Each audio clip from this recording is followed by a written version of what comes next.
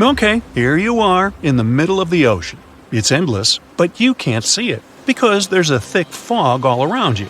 Dense clouds hide the huge but dim sun. Is it day or night? You don't know. There's only a gray haze around you. You're alone. Even if you try to swim down, after several hours, you still won't be able to see the bottom of the ocean. And that's a typical water planet for you. I know, sounded kind of dark, but it's not that bad. These water worlds are more interesting than they may seem, so let's take a look at them. The ocean planet is a planet that consists, as you might have guessed, mainly of water, ice, and maybe some rocks. Think of the Earth's oceans. Its horrifying depths, the Mariana Trench, and all that. And now, can you guess how much space all the water on Earth takes up? 0.025%, exactly. Now, just try to imagine a world of 40 to 60% water. If you dive in there, the depth can exceed 60 miles. Compared to that, the 6-mile depth of our Mariana Trench sounds like nothing. And yeah, the pressure there will be enormous. It can reach up to 20,000 Earth atmospheres. Very crushing. Now, it may sound scary, but it still would be great to find out more about these planets. Fortunately, according to scientists' calculations, there may be a lot of such planets in our galaxy alone. Well, you don't have to go far. You can find these water guys even in our solar system. Not planets, of course, but moons. Jupiter has Ganymede and Callisto, and Saturn has Titan and Enceladus. The ocean can reach up to 30% of the mass of these moons, although it isn't clear whether these oceans are covered with a thick crust of ice. But we've discovered quite a few full-fledged ocean planets. This is because the conditions in which these planets may exist are very specific. For example, this planet should be somewhere 6 to 8 times larger than the Earth. If it's smaller, it'll have a rocky surface, but if it's bigger, it'll turn into a gas giant. At the same time, it must be in the habitable zone of its star. A little further, and the planet immediately turns into an icy giant or a cold super-Earth. So yeah, these guys are very picky.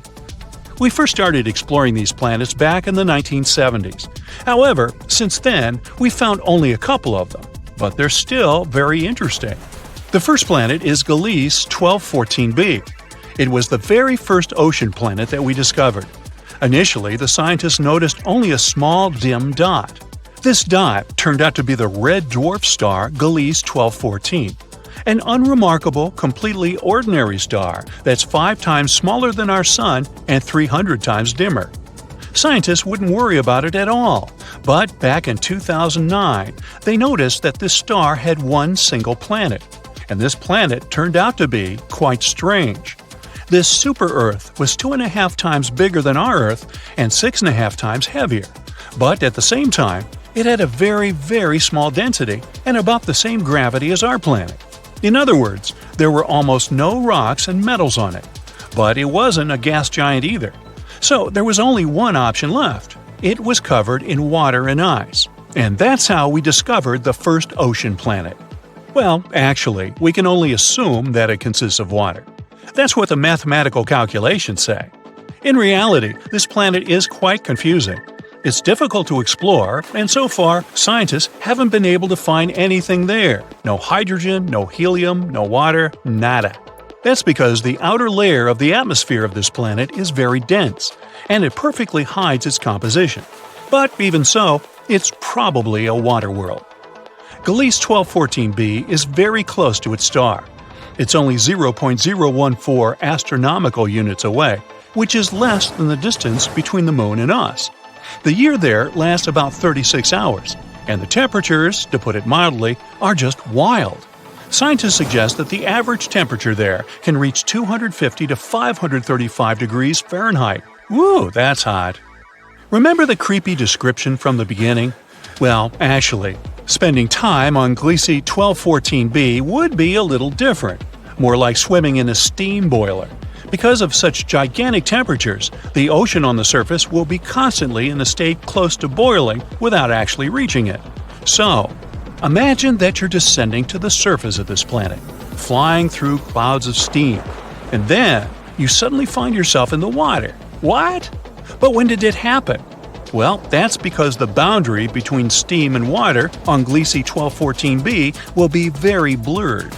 Of course, you won't be able to swim to the bottom of this ocean, but most likely, this bottom is covered with a very thick layer of so-called hot ice. It's like regular ice, but it doesn't really care about the laws of physics, so it just doesn't melt even at gigantic temperatures. And the thickness of this ice can reach as much as 3,000 miles. So that's it for the creepy Gliese 1214b, and not an Airbnb in sight. Now, although we can't 100% guarantee that it's a water world, we still have another candidate for this position. A newly discovered planet called TOI 1452b. This planet, located in the Dragon constellation, is almost 100 light-years away from us. It was discovered using the TESS telescope by a group of researchers from the University of Montreal. This planet also belongs to the class of super-Earths. It's 7 times larger than our planet, but 48 times heavier. Again, all this is at a very low density. Because of this, scientists have suggested that almost the entire planet consists of a giant ocean. Here, we were a little luckier. This world won't be just a giant puddle and some thick ice. On this planet, there's probably a rocky surface deep under the water, just like in a typical ocean. Don't get too excited though, this ocean will certainly be very different from what we're used to. TOI 1452b also orbits a small red dwarf, and not even one, but 2 at once. At the same time, if the previous planet was close to its sun, then this one, on the contrary, is very, very far away. It's 2.5 times farther from its stars than Pluto is from the Sun, and it moves at great speed. A year there lasts only 11 days. But we still don't know many things about this planet. We'll probably get some new information when scientists observe it from the James Webb Telescope. Well, that's it. Wait, did you expect something else? Alright, I know the question that bothers you the most. Can there be life? Well, this is a difficult question. We all know that water means life, and besides, these planets are in the habitable zones of their stars. So, potentially, yes, there might be life. Not some full-fledged civilizations, of course, but bacteria, fish, and some creepy giant monsters. I mean, why not? However, this is very unlikely. Water alone isn't enough to create life, even though it's very important. There should also be some microelements and some minerals. And unfortunately, for most water planets, the composition will only consist of water and very thick ice. There won't be any minerals there. But don't give up. There's still some probability. First of all, there are meteorites and comets. They can bring the necessary minerals to the planet. The more often they crash into it, the higher the probability that they'll bring something like this into the ocean and thus create life. Secondly, TOI 1452b actually has these minerals. Yes, we don't know how deep the rocky bottom is located there. But if it exists, then surely something could have originated there. Let's hope that new research with powerful telescopes will allow us to find out the truth. And who knows? Maybe one day we'll be able to visit such a planet ourselves. The only life that we are certain about so far in the entire universe is on planet Earth.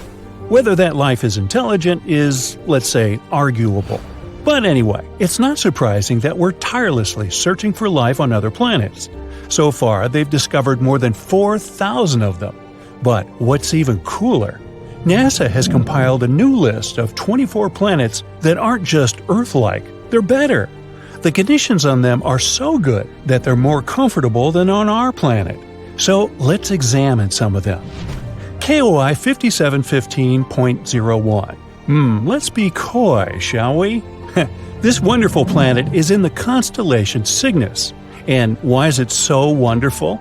Well, our sun is a yellow dwarf. And sorry, Sun, even though you're not bad at supporting life, there are some stars that can do it better. Nothing personal. The planet KOI 5715.01 orbits near an orange dwarf. Orange dwarfs are stars slightly smaller than our sun and have a little lower luminosity. Did you like the alliteration there? Anyway, don't worry, it doesn't mean we're going to live in complete darkness.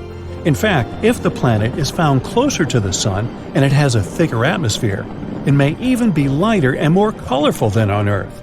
Now, our Sun has a very short lifespan. Right now, it has 7 to 8 billion years left to live, a little longer than Earth's age. But orange dwarfs can live from 45 to 70 billion years. This is great not only because we'll be able to hang out on this planet longer, but also because the planets around these stars have more time to form life. Now, ideally, we would need to find a planet next to an orange dwarf that is about 7 billion years old. It's very likely there will be at least some organisms there. Koi 571501 is about 5.5 billion years old. Yeah, it may not seem mature enough, but that's okay, neither do I. Our Earth is a billion years younger, and that didn't stop us. The planet is quite close to its star and is in a habitable zone. 1 year there lasts 190 days. Imagine going to elementary school and already getting a driver's license. It's almost 2 times larger than the Earth. The average temperature there is 52 degrees Fahrenheit, which is slightly less than ours, 57. But it mostly feels warmer there because strong gravity helps it hold on to heat in the atmosphere longer. It's a little too far away though, like 3,000 light-years from Earth, which is about 18 quadrillion miles. Yep, better bring a really big lunch with you. Koi 3010.01. This planet is found next to the star Koi 2010. This planet sounds like a very pleasant world. The average temperature on this planet is 67 degrees, so a little warmer than ours, but that's a good thing. Scientists believe that on a perfect planet, the temperature should be just about 10 degrees hotter than on Earth. The more heat there is on the planet, the more comfortable it is to live there. Also, the higher chances of developing life. The radius of this planet is nearly 1.5 times larger than Earth. There's some atmosphere, although we're not yet sure about its composition, but it's probably like the Earth's. Scientists think that we'll find an ocean there, and it can cover up to 60% of the surface, which is also cool. In a perfect world, water and land should be distributed more evenly than on our planet. A little more land means a little more territory and resources, right? But listen, this planet is actually very similar to the Earth. The semblance is so striking that scientists believe we have an 84% chance to find life there. Of course, not necessarily an intelligent life, but at least some animals. Wouldn't that be cool? Now, what do you think they could look like? Very Earth-like planet, but with stronger gravity. Well, if someone lives there, they're probably big but have a small height and strong little legs. Sounds adorable and scary. But we won't be able to find out the truth anytime soon. So far, for us, these planets are microscopic dots in space. We only have some dry, boring data about them and don't even know what they look like. We'll have to wait until we can find a way to get closer to these planets. Kepler 186f. This is also one of the best candidates for having life. This rather cute planet was nicknamed the Earth's cousin because it does have a strong resemblance. Anyway, these two planets are like sisters, not twins. Kepler 186f rotates near a red dwarf. Red dwarfs are stars even dimmer and smaller than orange dwarfs. Yeah, they'll also live for a very, very long time, but their luminosity is also quite low. However, Kepler 186f is closer to its star than we're to our Sun, so it shouldn't be too dark there. Well, at least not night-like dark. The sky on this planet is sure to be an unusual shade of red, like sunsets on Earth. What do you think? Would you like to live on a planet with an eternal sunset? The size of this planet is about the same as Earth. Not bad, not perfect. Why so? Because the coolest planets are those that are bigger than Earth and have stronger gravity. Now you'll probably say, but wouldn't it be harder to walk there and even harder to get out of bed on Monday? Of course. But on the other hand, this planet will pull the atmosphere better. The atmosphere will be thicker and denser. This means more protection from the scary space stuff, more oxygen, and more heat. Not to mention the fact that the bigger planets have more space to settle. Awesome, right? But of course, the Earth's size is also an excellent choice. Another cool fact is that the tilt of Kepler 186f is about the same as ours. It means that there should be stable seasons and a normal day-night cycle. Do you know how important the tilt of the planet is? Let's look at Mars. Mars is also, in fact, found in the habitable zone of our Sun, but its tilt is very unstable, and as a result, the entire ocean that could have been on it once now completely dried up. Today, it's just a red desert, and there's no life there. At least not as far as we know, but you see how important these tiny details are? This planet is also quite far away from us, 490 light-years. That's about 3 quadrillion miles. So yeah, we're just going to keep waiting for intergalactic travel. Kepler 62e and 62f. These planets were called the most Earth-like before we discovered Kepler 186f. They're very comparable to our home. Kepler 62e is about 1.5 times larger than Earth, and Kepler 62f is just slightly smaller than that. They're located in the constellation Lyra, which is about 1,200 light-years away from us. They both also orbit a red dwarf. 1 year on Kepler 62e lasts about 122 days, even less than on that first planet we talked about. Scientists believe that both 62e and 62f are sort of water worlds, warm places mostly, or even completely covered with water. If there is land there, it's probably just some islands. A world consisting entirely of islands. A fantasy dream for some, think Hawaii, and a nightmare for others, think Megalodon. But if you're a fan of ancient marine animals, just imagine how gigantic they could be there. Still, there are many things we don't know about this planet. Does it have a surface? What about its composition, density? One day, maybe we'll be able to answer these questions. And so, that's it for the super-Earths. Of course, the original list is much longer, and you can go check it out on the internet. Now, the best thing about all this is that these are planets that are better than the Earth. But we also know thousands of other exoplanets that are just close enough to ours. And the odds are, a few of them have at least some form of life. But they're very, very far away, so we have no way to check it out right now. Perhaps, down the road, we'll find some cool creatures on many of them. Extremely hot and insanely fast. Yeah, that's me. Oh wait, you mean the space thing. Okay, first, they discovered Peg 51, an exoplanet that orbits a star similar to ours.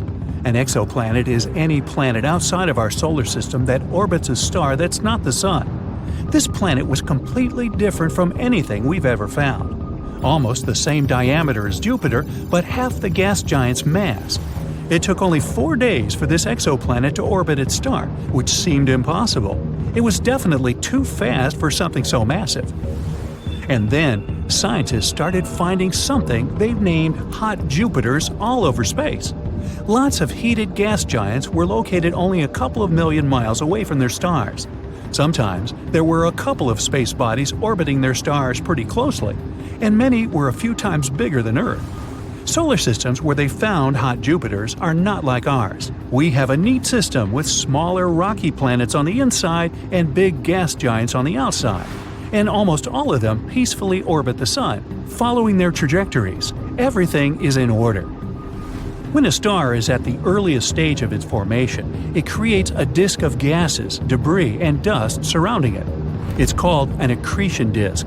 These gases slowly get pulled into the star because of its gravitational forces, and this leads to some kind of a stellar whirlpool. The outer parts of the disk are more gas-dense than the center. With time, the whirlpool effect gets even stronger. The same thing happens with hot Jupiters, which causes these gas giants to start orbiting much faster than usual. This also carries it further toward the star in a tightening spiral. Luckily, our Jupiter didn't become a hot Jupiter. Our gas giant started its life as an icy Earth-sized asteroid, which is different from the way hot Jupiters form. During the time when it was forming, Jupiter was around 4 times as far from the Sun as it is today, somewhere between Uranus and Neptune. About 2 to 3 million years after Jupiter first formed in the accretion disk of our Sun, it started a 700 million year long phase astronomers call the Grand Tack. Now, tack is something a boat performs when going towards a buoy and then slipping past and around it. Then it speeds up and goes in the direction where it came from. That was the same thing Jupiter started doing. and in its tightening orbital migrations, the planet's gravity could have moved many asteroids and other space bodies, distorted the orbits of larger planets, and caused collisions and chaos. Jupiter's grand tack would have destroyed many big space bodies. It's a could-have-been scenario, but luckily, Jupiter changed its course and became a peaceful gas giant. Neptune, Uranus, and Saturn were starting their own version of this chaotic process. Saturn even got so big that its gravity started pulling Jupiter away from its orbit. But after some time, these gas giants' orbits became locked. Then both of them managed to clear away the gases remaining between them. And since these gases were some sort of fuel for the planet's migrations, Jupiter and Saturn could both finally settle into the stable orbits we know today. Jupiter can still lob 1 to 2 icy asteroids at the inner planets from time to time. But when our planet was younger, this could have been one of the processes that formed the oceans on Earth. But Jupiter is much calmer these days. Saturn's gravitational forces have moderated the situation and are now keeping it under control. Now, Jupiter is our protector. It's 2.5 times the mass of the other planets of our solar system combined. It's some sort of a gravitational shield orbiting around the inner part of the solar system. Jupiter redirects incoming debris and asteroids away from the inner planets, Mercury, Venus, Earth, and Mars, keeping us all safe. Because of this, Earth has always been protected, so our planet has had enough time to evolve complex life forms. And it hasn't been destroyed by asteroids, hot Jupiters, or other space bodies. Jupiter wasn't the only planet that could have collided with Earth. Scientists think Mercury might have been involved in a hit-and-run accident with our planet.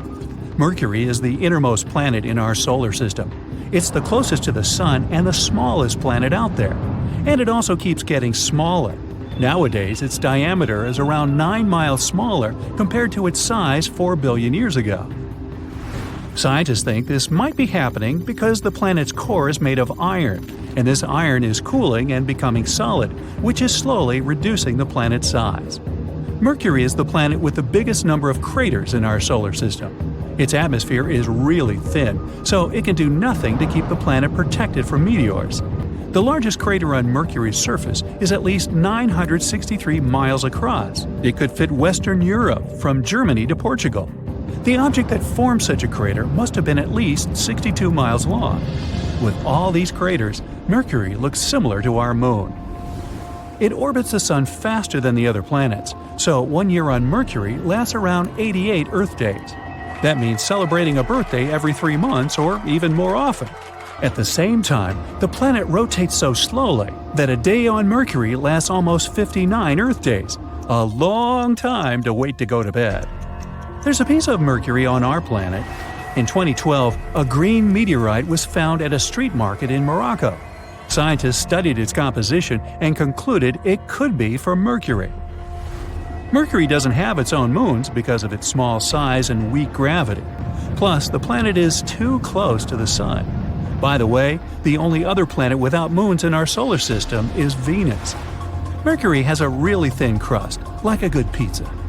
One of the theories of the planet's formation claims there was a major collision where the planet lost most of its crust. It could have also moved Mercury from its original spot. It wouldn't be unusual. The gas giants in our solar system also didn't form in the location where they are today.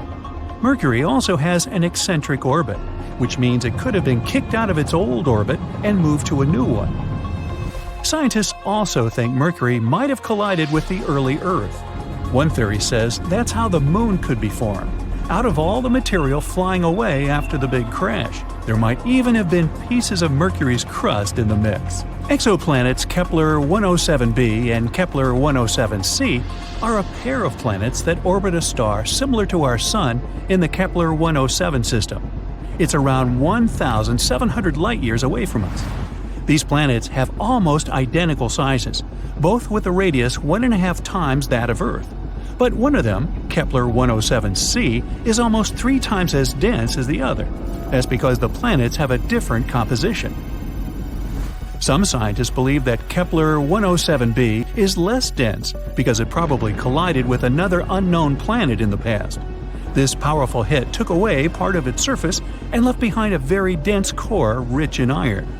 A huge comet hit Neptune around 200 years ago. But since Neptune isn't a rocky planet with a thin atmosphere like Mars or Mercury, it's harder to find evidence of this impact. But a comet called Shoemaker-Levy 9 broke apart in 1994 and smashed into Jupiter. Astronomers managed to record this event. It helped them learn more about the elements and molecules the collisions left in Jupiter's atmosphere. This information helped scientists realize that the amount of carbon monoxide in the upper layers of Neptune's atmosphere is higher than in the lower ones. This means a big comet likely hit the planet in the past, since comets have carbon monoxide in their icy tails. Something huge slammed into Uranus too, changing the planet forever. A space object twice bigger than Earth hit the ice giant. This left the planet tilted, and it looks as if it's rotating on its side. Uranus is extremely cold, way colder than it's supposed to be.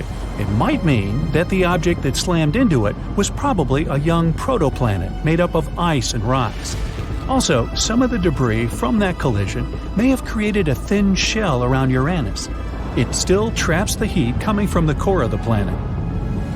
There are strange energy pulses bombarding our entire galaxy, and they come from the other side of the universe. Over the last decade, scientists have been observing bizarre flashes of light coming toward our planet. This phenomenon is called fast radio bursts, or FRBs. These signals travel through a couple of billion light-years of dust and gas. That's a rather long way. So far, no one has figured out what's going on behind these bursts. There are a few theories about how the moon appeared in the sky, and recently a new idea has popped up. But before we discuss this newcomer, let's look at the most popular hypotheses of the moon's formation. The capture theory claims that Earth's natural satellite used to be a wandering body, something like a large asteroid. It had formed somewhere else in the solar system before it was captured by our planet's gravity when passing nearby. The accretion hypothesis suggests that the moon formed in orbit around Earth at the same time as our planet appeared in the darkness of the cosmos. Then, there's the fission theory that says that at one point in its development, Earth was spinning so fast that some of its material broke away and started to orbit the planet. And the giant impact theory, which is the most popular these days, claims that the moon formed during a collision between Earth and another hypothetical planet called Theia, which was way smaller, probably the size of Mars. The resulting debris collected in an orbit around Earth and formed the moon.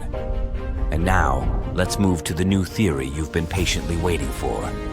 According to it, our satellite might have formed immediately, in a matter of hours, after the collision between Earth and Theia. The material from the two planets was likely launched directly into Earth's orbit right after the impact. It formed the moon and left traces deep inside Earth. In previous scenarios, Theia's remains were thought to have been scattered all over space, mixing with just a bit of the material coming from our own planet. But then, why do we see such shocking similarities between the moon's and Earth's compositions? Could it be that Theia was isotonically and chemically similar to Earth? Unlikely. But according to the new theory, more material from Earth was used to create the moon, its outer layers in particular.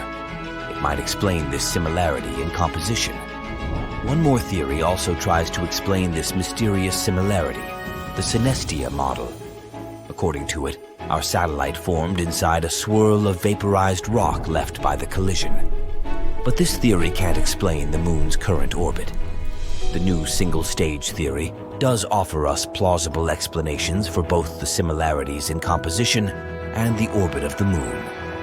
It might also provide us with some answers to previously unsolved mysteries. Since this scenario puts the moon into a wider orbit and gives it an interior that is not fully molten, it can explain the satellite's tilted orbit and thin crust. In any case, to confirm one of these theories, we need to analyze future lunar samples that will be brought to Earth by NASA's upcoming Artemis missions. Scientists will be able to get their hands on some material from deeper beneath the moon's surface and compare if real data matches these simulated scenarios. In the past, the Apollo missions already brought back about 1/3 of a ton of rock and soil from our satellite. These samples showed that Earth and the moon had some remarkable chemical similarities. they could only suggest one thing. These space objects had a linked history. If the moon had formed elsewhere and been captured by our planet's gravity later on, its composition would be very different from that of Earth. But if the moon had been created at the same time as Earth, or if it had broken off our planet, the type and proportion of minerals on the moon would be the same as on Earth. But they are a bit different. The moon's minerals contain less water than their terrestrial counterparts. The satellite is also richer in materials that form rapidly at high temperatures. That's why the most accepted model of the moon's formation these days is the giant impact model. Meteorites coming from the moon are a great source of data for studying the origins of our satellite too. They can tell us even more about the moon than Apollo samples, all because such meteorites come from all over the surface of the moon. Meanwhile, Apollo samples were collected just in one place near the equator on the near side of the moon. Imagine stepping out of your spacecraft and setting foot on the surface of the moon. Under your feet, the ground is covered with a fine material that looks like powder. That's lunar dust. You look around and take a lungful of fresh air. It smells very different from the air on Earth, but still nice. Now, unfortunately, this is a highly unlikely scenario, and one of the reasons is that the moon has almost no atmosphere. Earth's natural satellite is too small, less than 2% of our planet's mass. That's why it doesn't have a magnetic field strong enough to keep an atmosphere. But even if the moon had it, solar winds would immediately pull it away. But if you could visit the moon 3 or 4 billion years ago, you'd see a very different picture. At that time, the moon most likely had an atmosphere. It formed at the times when powerful volcanic eruptions were rocking the satellite. Gases spread all over the moon's surface. It happened so fast that they didn't have enough time to escape into space. At that time, the lunar surface was covered with basins filled with volcanic basalt. Just imagine ginormous plumes of magma hurling high into the air, falling to the ground, forming lava flows. That's how the basalt basins appeared on the surface of the moon. At one point, scientists on Earth got their hands on samples brought from the moon. They found out that lava flows there contained not only carbon monoxide and sulfur, but also the building blocks of water. Thanks to these samples, researchers managed to calculate the amount of gas that rose and formed the atmosphere. It became the thickest around 3.5 billion years ago and existed for about 70 million years. After that, poof, the atmosphere was lost in space. But the coolest thing? When the moon did have an atmosphere, the satellite was 3 to 10 times closer to our planet. One computer simulation even suggested the moon was probably up to 19 times closer than it is now. The distance between it and our planet could be 18,600 miles, while these days it's around 240,000 miles. That's why the moon looked much bigger in the sky. Unfortunately, at that time, not even dinos were around to admire the view. Neither was I. At the same time, the most recent studies have confirmed that our moon actually does have an atmosphere. It's composed mostly of hydrogen, neon, and argon, and contains some very unusual gases, like potassium and sodium. You can't find them in, let's say, the atmospheres of Mars, Venus, or Earth. Sadly, such an atmosphere isn't suitable for us oxygen-dependent creatures. But guess what? There's loads of oxygen on the moon. I know, it must sound confusing, but the thing is, this oxygen isn't in its most common gaseous form. It's trapped in a layer of rock and dust covering the surface of the moon. This layer is called the regolith, and it contains up to 45% oxygen. So, does it mean that if people learned how to extract this oxygen, we would be able to live on the moon? Not so fast. The oxygen in those rocks is very tightly bound into the minerals, and to break these components apart, we'd need tons of energy and special equipment.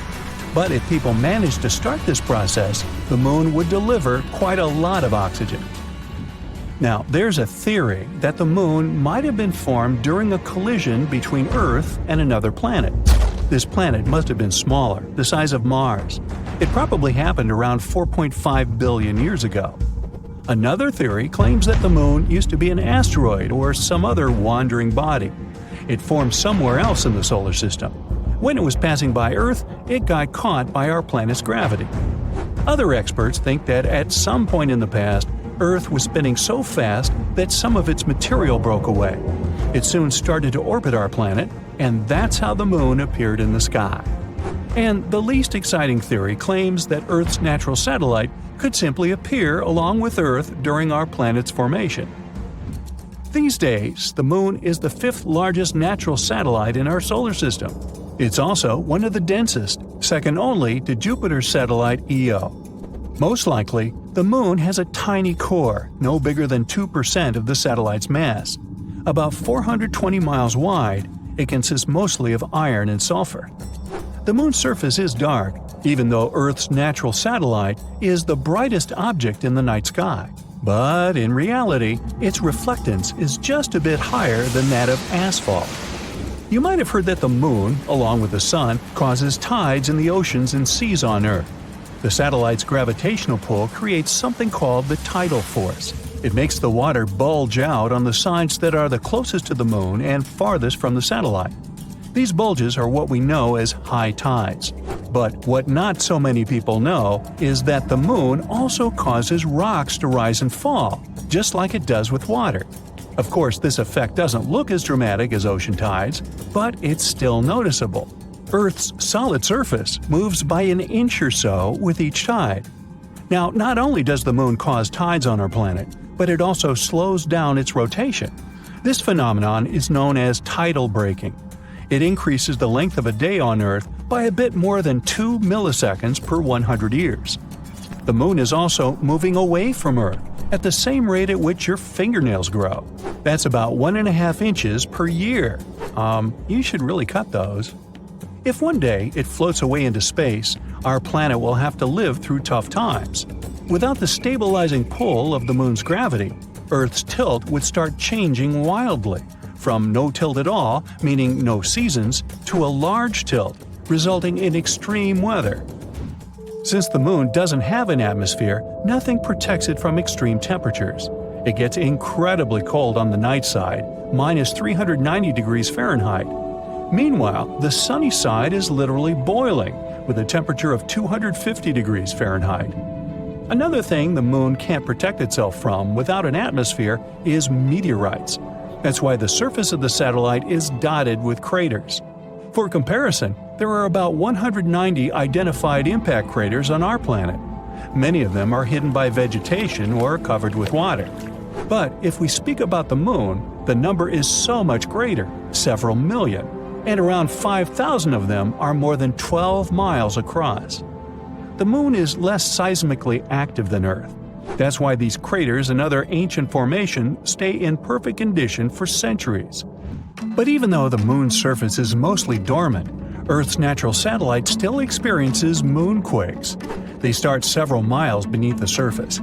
One theory suggests that they may be happening because the Moon is shrinking as its insides are cooling. Scientists say the Moon has become around 150 feet skinnier than it used to be several hundred million years ago. So, how does it work? Well, picture a grape turning into a raisin. It wrinkles while shrinking. The same is happening to the Moon. It's shrinking and it's wrinkling. But unlike a grape, the Moon doesn't have any flexible skin. Its surface is hard and brittle. So as the Moon gets smaller, the crust cracks and breaks. Its sections get pushed over neighboring parts. Researchers are sure that such faults are still active and likely responsible for the quakes shaking the Moon. Some of these quakes are pretty strong, up to 5 on the Richter scale. When you look up at the Moon, you always see the same side of Earth's natural satellite. Like our planet, the Moon rotates around its axis, but this rotation lasts around 27 days. This is the same time the Moon needs to orbit Earth. Such a phenomenon is called tidal locking. Before space exploration started, people had never seen the other face of the Moon. They didn't know what the far side looked like. While the near side of the Moon is mostly large plains covering impact basins, the far side is rugged and cratered. The crust is thicker there, with less evidence of volcanic activity. Oh, by the way, the Moon isn't perfectly round or spherical. It's shaped like an egg. When you're looking at it, one of its small ends is always pointing at you. Yep, right at you. This is the reason why the moon's center of mass isn't its geometrical center. In reality, it's a bit more than 1 mile off-center, like a poorly made golf ball.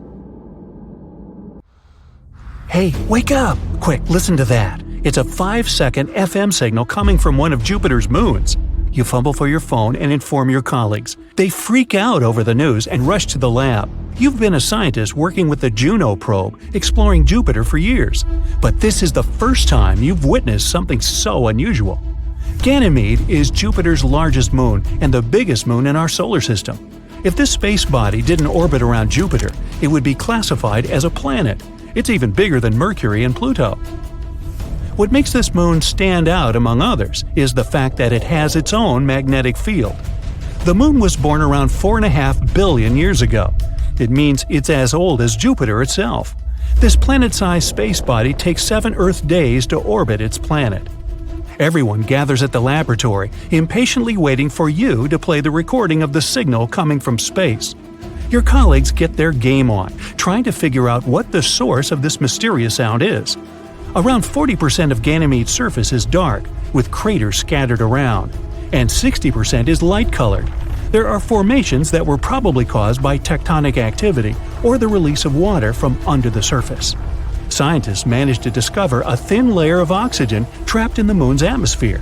The temperatures there are super low, between -170 to -200 degrees Fahrenheit. There isn't much information about how the moon behaves or what chemical elements it hides inside. Some of your colleagues try to create the same conditions that existed when the sound was transmitted. For hours, they sit there waiting, but nothing. Maybe it was a fluke. You get to the control system and activate the Juno spacecraft. The main point of this mission is to observe Jupiter's gravity, magnetic fields, the atmosphere, and the planet's evolution. By the way, there's also some evidence that Jupiter's largest moon is evolving too. Since it has a magnetic field surrounding it, auroras pop up all the time. Those are glowing gas circling the moon's north and south poles. If life existed in such a place, it would probably be at the bottom of Ganymede's extremely salty ocean. For a long time, scientists thought that the sun was a crucial component to kickstart life. But now we know that there are organisms dwelling deep at the bottom of the oceans. Those are doing just fine without sunlight. The oceans of our planet are teeming with some of the most bizarre creatures of all shapes and sizes. Sea lilies live some 10,000 feet underwater. They got their name because they look like flowers, except they're not plants, but animals. Don't be fooled by their stems and leaves. Those are body parts equipped with nerve endings to detect food around them. Goblin sharks are probably some of the most weird-looking sharks that live at the bottom of the ocean. They can grow up to 12 feet long and have a very unusual snout. Now, take a look at the anglerfish. It has a bioluminescent blob on its head to attract prey and navigate its way around the dark ocean floor. It's a natural flashlight that never needs new batteries. It's only the females that have these flashlights, though. The blobfish is another bizarre animal living down there. It lives in the Atlantic, Pacific, and Indian Oceans, 9,000 feet under the surface. Anyway, even though you asked everyone to keep the news confidential, it somehow leaks to the media and becomes a new trending topic. You get a call from a news agency. They say they want to interview you about this breakthrough that may prove life exists in outer space. The next day, you head down to the news station to talk about your discovery. You have a whole live studio audience watching your every move as you reach out to grab your glass of water. The crew scurries around doing some last-minute checkups before you're live on air. The makeup artist does some final brush-ups. The sound engineer asks you to test your mic once more. Several of the producers are sitting in the front seats. Bright lights are flooding the studio. The countdown begins. 3, 2, 1, and you're introduced. And the host asks you to explain what it was that you heard. You tell them about the Juno space probe orbiting Jupiter. After a couple of questions, the host finally brings up the most dreaded one. Might the mysterious sound be coming from another civilization? Everyone leans in, waiting for you to answer. You freeze, not knowing what to say. Even though the crushing pressure at the bottom of the ocean is 1,000 times stronger than at sea level, life still exists there. Algae, which is considered a delicacy in the ocean world, is off-menu for deep-sea creatures due to a lack of sunlight. Many of these bottom dwellers have to munch on leftovers instead. Those sink down there from the upper layers of the ocean. The freezing temperatures and the intense pressure have altered the cells of these creatures. This has made them more resilient than the average fish. Bacteria were developing their own ways of surviving. Studies show that they feed on certain gases and chemicals, like sulfur and carbon dioxide. Methane and hydrogen are released when tectonic plates move against each other, and some of these bacteria feast upon those gases too. Tardigrades, also known as water bears, are microscopic critters that can live and thrive in extreme conditions. You can find them in volcanoes, frozen glaciers, and even in the empty void of space, which means that some life forms might actually exist on Ganymede. You explain this to your audience. Then you mention that you don't have enough information to determine if it was another civilization or a natural phenomenon that produced the sound. This doesn't mean that the bottom of Ganymede's freezing oceans isn't teeming with its own bizarre and weird creatures. There might be some legendary beasts like the kraken or leviathan there, or weird glowing fish with two heads, a fish with tentacles and a large fin, giant crabs. The bacteria there might be as varied as our own. The plants, if they exist there, have to be strong enough to survive the sub-zero temperatures. The animals on Jupiter's largest moon could be as big as our blue whales or as tiny as plankton. After the interview, you head back to the lab to examine the records once more. On your way home, you see posters of yourself with captions like, "Are we not alone?" Hey, you've become a celebrity. Many people take pictures of you. You've been booked by other agencies for more interviews. Some science magazines even want to put you on the front cover as the Person of the Year. Every time you come to work, you wait for the sound to appear again. But nothing. You send a signal from the Juno probe, trying to make some sort of contact with whatever produced the sound. Nothing. That night, you pass out on your desk once more. Eureka moment wakes you up in the middle of the night.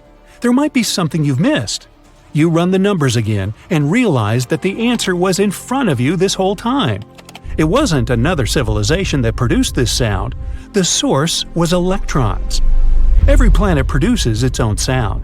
It's created when charged particles from the solar wind and the planet's magnetosphere interact with one another. That's what happened on Ganymede.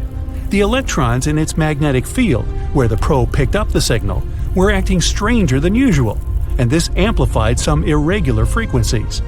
You're embarrassed and spend the rest of your night making phone calls, telling your team the news. The agency that interviewed you releases a statement. They explain that other civilizations aren't trying to contact us. You sit back at your desk, waiting for the next big thing to happen. Europa is another of Jupiter's moons that may host life. It's made up of an iron core, a mantle, and a salty ocean, twice the volume of all the oceans on Earth. And just like Ganymede, the ocean lies under a water ice crust. Scientists claim that there might even be active volcanoes there, and some resilient bacteria may live there. With enough water, certain chemicals, and a source of energy, Europa could produce life. But it's unlikely that we'll find anything but tiny microbes. Our universe is full of both amazing and terrifying things. You already know about quasars, black holes, dark matter, and so on. But how about the horrors of space that you haven't even heard of? Would you like to visit the most bizarre worlds in the universe? And it's not me who made this list, but NASA themselves. Welcome to the Galaxy of Horrors, NASA's awesome Halloween collection. Please join me on a journey to some planets and tell me which ones you would consider the most horrible. Buckle up! Our first destination is a gas giant called TRES 2b. It's located 750 light-years away from us. If we used a regular spaceship, it would take us about 10 million years to get there. TRES 2b orbits a yellow dwarf, a star similar to our Sun. It also weighs about 1.5 times more than Jupiter.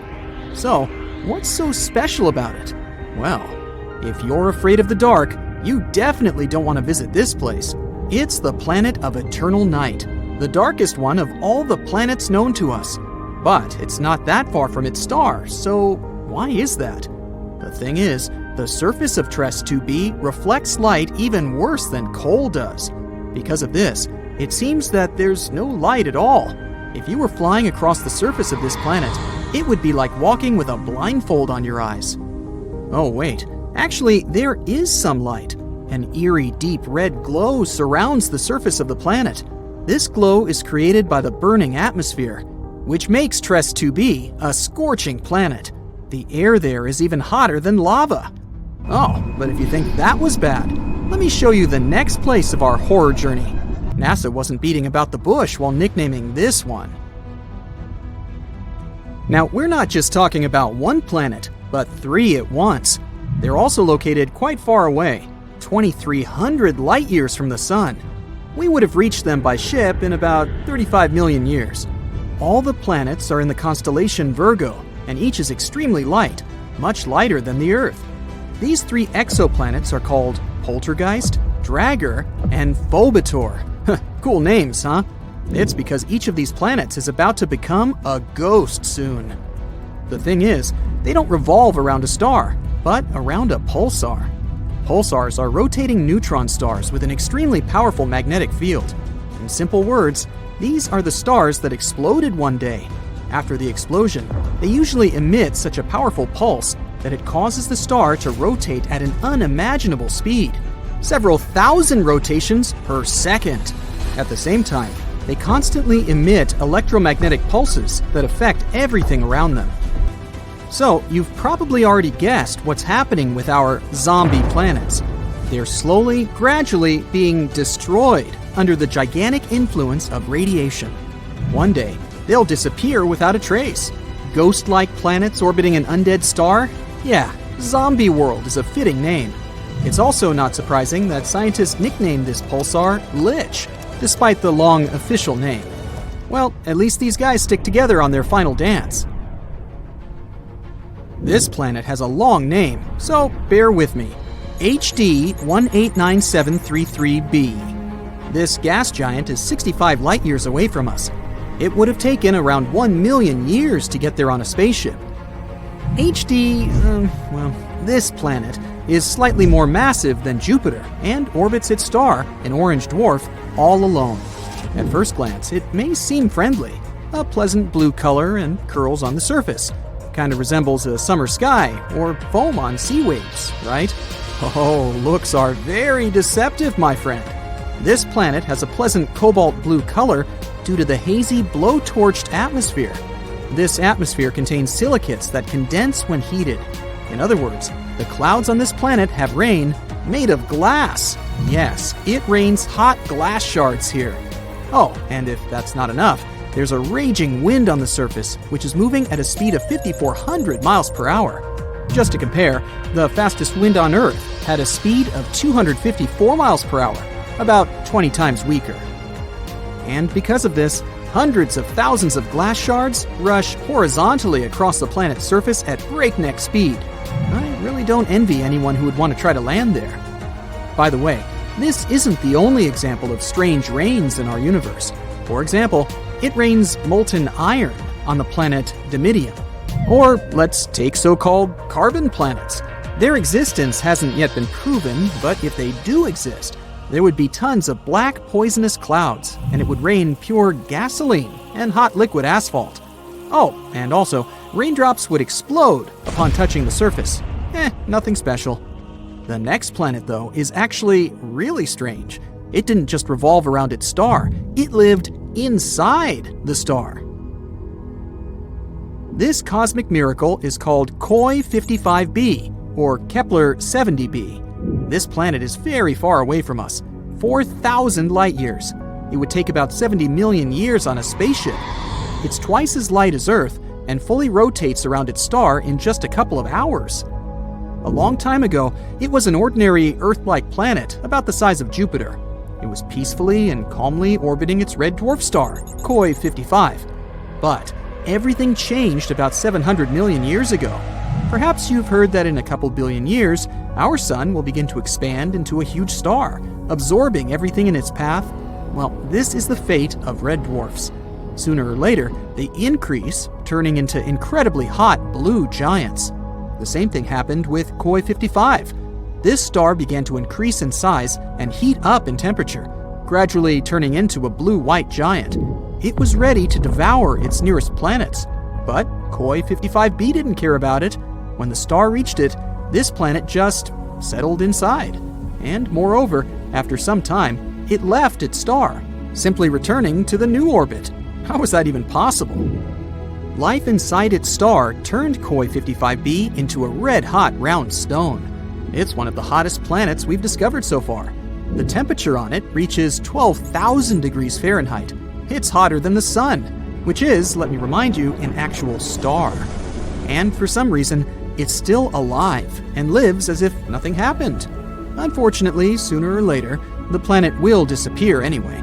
It's slowly evaporating itself due to the incandescent atmosphere. But still, it somehow managed to survive the journey through the star, which isn't typical for regular planets, to put it mildly. I envy this willpower. However, not all planets are so lucky. Some are gradually being destroyed by their stars, and there is even an entire system among them. This last planet is a sad loner. It's located 870 light-years away from us. The journey by ship to it would take about 25 million years. This planet is about 1.5 times more massive than Jupiter. This is a very sad, dark planet. A doomed gas giant, which is very similar to hot Jupiter, orbits its star all alone. At the same time, it's located so close to its star that its orbital period takes just 1 day. Of course, because of this proximity, the star gradually absorbs WASP-12b. The scorching heat of the star is slowly destroying and devouring the planet's atmosphere. The planet has only around 10 million years left. But what's more interesting, because of this stretching, WASP-12b acquired the shape of an egg. It doesn't even resemble an actual planet anymore. It's also very hot. The surface temperature of the gas giant reaches 4,000 degrees Fahrenheit. Also, a spectrograph of cosmic origin, or COS for short, found that the planet exchanges matter with its star. They're located so close that they give each other part of their chemical elements. This is a common phenomenon in closely spaced binary star systems, but this is the first time scientists have seen this in a star-planet relationship. What a unique system. To be honest, if I was guaranteed complete security, I'd be excited to visit at least some of them. What about you? Please let me know in the comments. Do you recognize this majestic world? The second largest planet from the Sun? Check. A gas giant with a hazy yellow-brown appearance? Check. 7 huge, intimidating rings? Check. You're right, it can't be anything else but Saturn. And recently, the Hubble Space Telescope has made an astonishing discovery. Apparently, the planet's rings have been doing something to the planet for a long time. A new study has revealed that these iconic rings are heating Saturn's upper atmosphere. The coolest thing, though, is that researchers from NASA claim that it's something scientists have never observed anywhere else in our solar system. This secret has been hiding in plain view for 40 years, and only after using the observations of the planet received from the Hubble Space Telescope and retired Cassini probe and Voyager 1 and 2 spacecraft did astronomers figure it out. This unexpected interaction of the gas giant with its rings could become a tool for predicting if planets in other star systems have magnificent Saturn-like ring systems as well. So, how did it become clear that the gas planet is being slowly cooked by its own rings? The telltale evidence is an excess amount of ultraviolet radiation. It can be seen as a spectral line of hot hydrogen in the atmosphere of the gas giant. There's a bump in radiation that can only mean that something is heating the upper atmosphere from the outside. It's still kinda unclear how this process is happening, but the most probable explanation is that icy ring particles rain down on Saturn and cause this heating. But it might also be the impact of tiny meteorites or the particles of solar wind. The heating could be caused by solar ultraviolet radiation, or some electromagnetic forces that pick up electrically charged dust. When NASA's Cassini probe finished its mission and plunged into Saturn's atmosphere, it had enough time to measure the atmospheric components. and it turned out that many particles were indeed falling from its rings. But in any case, the heating process happens under the influence of the gravitational field of the gas giant. You see, astronomers do know about the slow disintegration of Saturn's rings, but figuring out how this process affects the planet, that's new. Now, do you remember NASA's Cassini spacecraft I mentioned before? For more than a decade, it was studying Saturn, sharing images of the gas giant and its icy moons. It took us to marvelous worlds where methane rivers ran into methane seas, and jets of gas and ice were blasting material into space. Anyway, that very Cassini also studied Saturn's magnetosphere. The thing is, forces acting deep inside the planet produce a ginormous magnetic bubble under the planet. And this bubble is called the magnetosphere. Unfortunately, astronomers still have very little information about this phenomenon on Saturn, since magnetic fields are invisible and are, of course, best studied from within. Imagine this: million-mile-per-hour flows of electrically charged particles from the sun, aka solar wind, are spreading through the solar system. Suddenly, something appears in their way. Oh, it's Saturn's magnetic field. It protects the planet, making solar particles back away. As a result, the sun's magnetic forces are raging outside Saturn's magnetosphere, while inside the gas giant's protective bubble, its own magnetic forces dominate.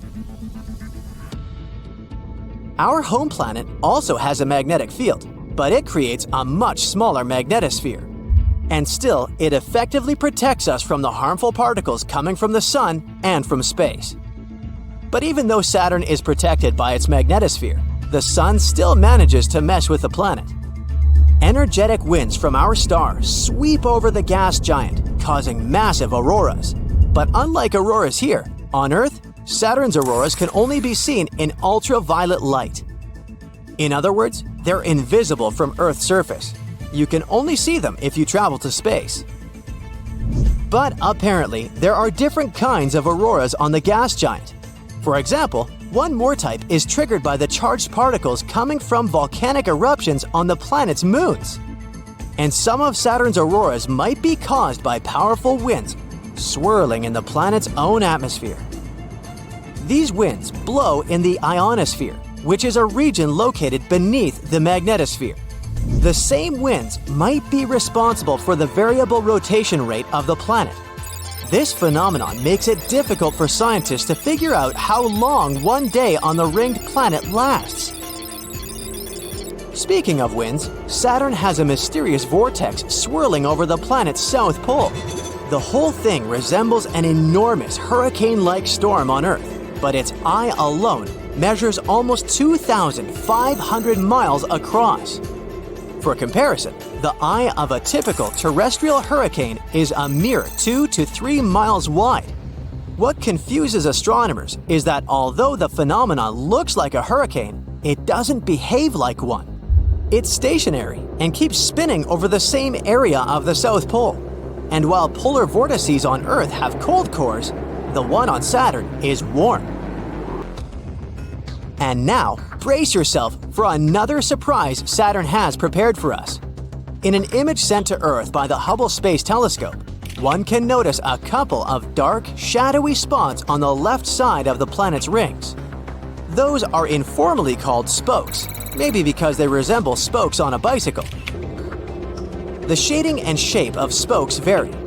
They may seem dark or light, it depends on the angle and illumination. Sometimes they may even look like blobs rather than something with a classical radial spoke shape. They also don't last long. But the good news is more and more will start to appear the closer we are to May 6, 2025. That's when the autumnal equinox on Saturn will occur. Now, on Earth, that's the moment when the sun is exactly above the equator of the planet, and day and night are of the same length. But on Earth, it's something a bit different. Like our planet, Saturn is tilted on its axis. That's why it has 4 seasons. But since the orbit of the gas giant is much larger, each of these seasons lasts about 7 Earth years. An equinox occurs when Saturn's rings are tilted edge-on to the sun. But what causes the spokes? Astronomers think it might be the gas giant's magnetic field. When a planetary magnetic field interacts with the solar wind, it creates an electrically charged environment. As we already know, on Earth, this results in northern lights, also called aurora borealis. And if we speak about Saturn, the tiniest icy ring particles might get charged too. And it probably temporarily levitates these particles above the larger boulders in the rings.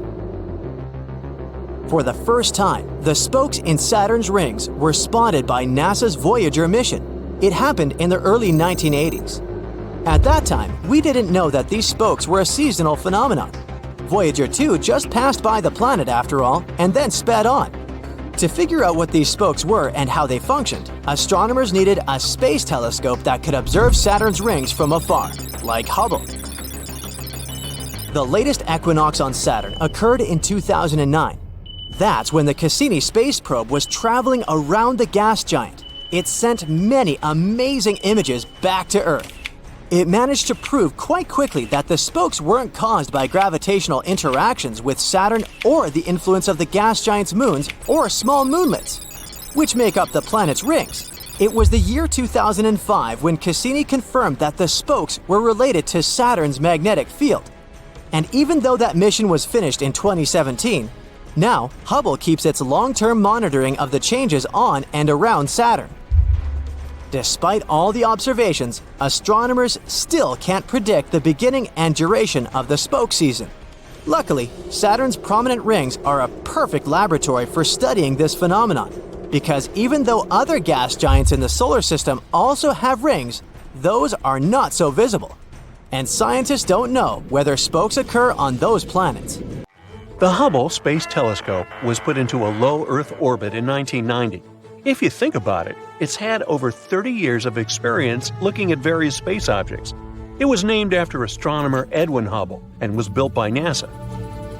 It is also part of a group of devices called NASA's Great Observatories, along with the Compton Gamma Ray Observatory, the Chandra X-ray Observatory, and the Spitzer Space Telescope. The Hubble Space Telescope was built to explore the universe and answer some of its biggest questions, such as how galaxies form and evolve, and how the universe itself has changed over time. The telescope has made many important discoveries, including providing evidence of the existence of dark matter and helping to determine the rate of expansion of the universe. One of the most famous images taken by the Hubble Space Telescope is the Pillars of Creation. It's a photo of a region of the Eagle Nebula, where new stars are born. The photo, which was taken in 1995, shows massive pillars of gas and dust towering above the nebula. It has become one of the most iconic images of the universe. The Hubble Space Telescope continues to operate and make important scientific discoveries, despite some initial technical difficulties. In 1993, a problem with the telescope's main mirror was discovered, which affected its ability to focus light properly. A repair mission was sent to the telescope in 1994 to fix the problem, and since then, the telescope has continued to work perfectly. One of the more interesting discoveries made by this amazing telescope is actually pretty recent. A report based on the data from the Hubble Space Telescope shows that there is a faint glow in space around the solar system that cannot be explained by anything we know to exist. Because they have yet to figure out the source, astronomers call this mysterious glow ghost light.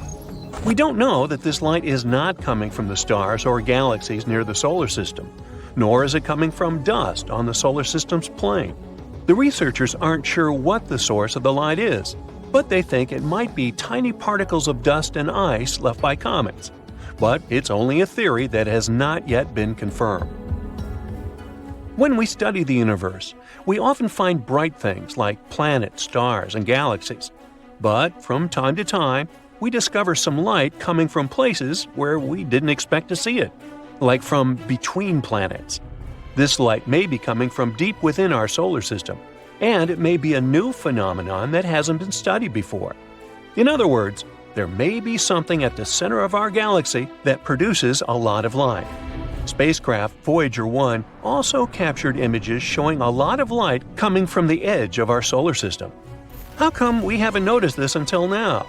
Well, because most of the light in pictures taken by the Hubble telescope comes from things close to Earth. But people usually ignore this light because they're interested in things like stars and galaxies that are farther away. We've never actually looked closely at the amount of light in the universe and where it comes from. Scientists have been using the Hubble to find faint galaxies that may have been missed before and which may be the source of this dim glow. They found that there are not enough such galaxies to account for extra light in the sky. It's not a lot of light, though. It's like the glow from 10 fireflies. But it doesn't make it less important. It shows that we may be missing something. Let's look at some other important discoveries we've made with the help of Hubble. Like dark matter, which we can't see but know is there because of its effect on gravity. It makes up for about 23% of the universe. By looking at how it affects light, the Hubble telescope helped make 3D maps of where dark matter is. These maps show that dark matter seems to be getting clumpier over time, which means it behaves very similarly to how gravity does. The Hubble telescope also discovered 2 new moons around Pluto, named Nix and Hydra, and studied the dwarf planet's changing surface. Additionally, it's found the mass of planet Eris, which is larger than Pluto. This helps scientists realize there may be similar objects in the Kuiper Belt, a region outside our solar system. This led to Pluto being reclassified as a dwarf planet. Further observations of these distant objects could help us understand the evolution of our solar system. Gamma-ray bursts are the most powerful explosions in the universe, and for a long time, no one knew where they had been coming from. Hubble helped us find out that these bursts happen in galaxies, producing a lot of stars and having few heavy elements. This suggests that gamma-ray bursts happen when big stars collapse into black holes. These galaxies have lots of big stars that fall apart quickly, and the stars there don't have much heavy stuff, so they can turn into black holes. In 1994, the Shoemaker-Levy 9 comet collided with Jupiter. Hubble captured the whole event in detail, like a resourceful journalist. The impact broke the comet into a lot of small pieces, which resulted in 21 other visible collisions. The largest impact created a fireball and a dark spot on Jupiter's surface. Hubble's observations not only sparked public interest in cosmic impacts, but also provided new insights into Jupiter's atmosphere. To move forward with our list of discoveries made by the Hubble telescope, we also need to talk about black holes. There are points in space where gravity has so much force that even light cannot escape it. The gravity becomes so strong that matter gets squeezed into a very small space. We know that this can happen when a star, like the Sun, nears the end of its life. At the beginning of its life, a star's hydrogen ignites in its dense hot core. Because of gravity, it tries to draw its own mass into a tiny point. As long as it has the energy generated by the hydrogen fusion, it also pushes outward. If we look at it this way, the life of a star depends on a delicate balance between these forces, and it can last millions or even billions of years. Once that energy is exhausted, the only force remaining is that of gravity. So, some stars become black holes. Since light itself cannot escape its pull, we can't visualize black holes. For the human eye, they are invisible. We need special tools and unique telescopes to help us point them out in the universe. Hubble found that most galaxies with a central bulge of stars likely have supermassive black holes. It also noticed a strong connection between the size of these black holes and their host galaxies, which might help us understand how the universe has changed over time. Then, what is a supermassive black hole, you might ask? Go ahead, ask it. It is a very large black hole that is typically found at the center of a galaxy. It is millions or even billions of times more massive than our Sun. These black holes are so powerful that they can swallow stars and even entire galaxies. Scientists are still exploring these mysterious objects, but they believe that they play a crucial role in the formation and evolution of galaxies. Now, before Hubble, we really didn't know how old the universe was. It often led to weird paradoxes, like the one where stars discovered by astronomers were older than the universe itself. But by figuring out the approximate rate at which the universe is expanding, Hubble helped us narrow down its age, which is about 13.75 billion years.